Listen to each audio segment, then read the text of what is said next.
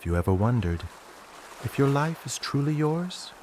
Or are we all just echoes of someone who stood here before us, repeating the same mistakes, breathing the same cold, salty air? Isolation does strange things to a man's mind.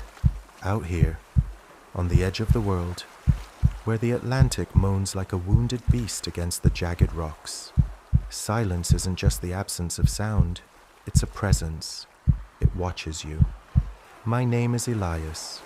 I am the keeper of Blackwood Rock for 6 months. My only companions have been the rhythmic rotation of the great lens and the relentless wind that screams through the iron railings. But yesterday, the silence changed.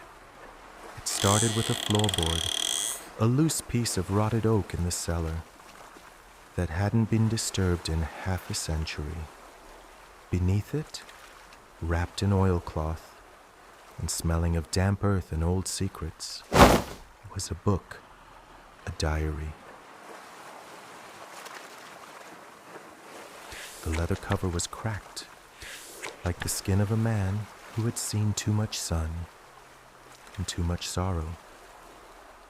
I brought it up to the lantern room, the amber light of the beacon washing over the yellowed pages. The date on the first entry was March 7th, 1976, exactly 50 years ago, to the day. The handwriting was cramped, frantic, yet strangely familiar.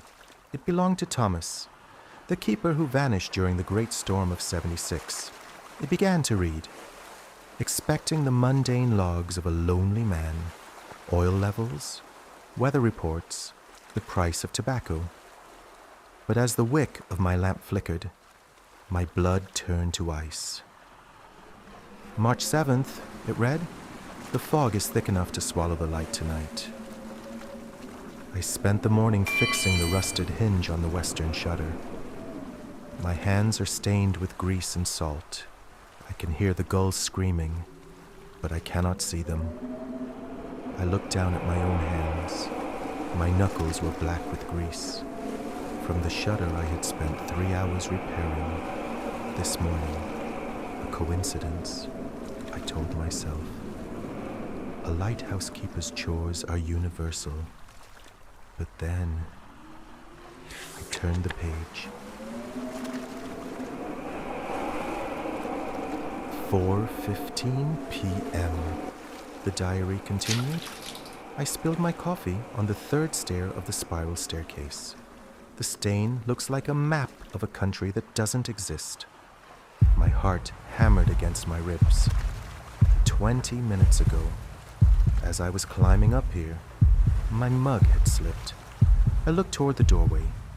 There, on the 3rd granite step, was a dark, steaming puddle of coffee. The shape, it was unmistakable. I began to flip through the pages faster, my breath coming in shallow gasps. March 7th, 8 p.m. The script in the book grew jagged. I feel a draft behind me. I will turn around, and I will see the shadow of the lens, but it won't be moving with the light. It will be standing still, watching. Slowly, I began to turn my head. The great lens was rotating, sweeping the room with its golden eye, but on the far wall, a shadow remained fixed, a silhouette of a man in a heavy coat. It did not move. I dropped the book. It fell open to the final page. The ink there was fresh, dark, wet. It wasn't dated 1976. It was dated today. He is reading this now. The book whispered from the floor. He is realizing that he is not Elias.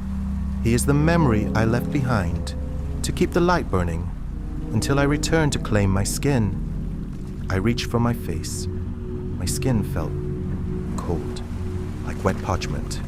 Outside, the wind stopped. The ocean went silent. From the stairs below, I heard the sound of heavy boots, slow, methodical, climping up toward the lantern room. I looked at the diary one last time. The final line was written in my own handwriting. There is only room for one of us on Blackwood Rock. The door handle began to turn.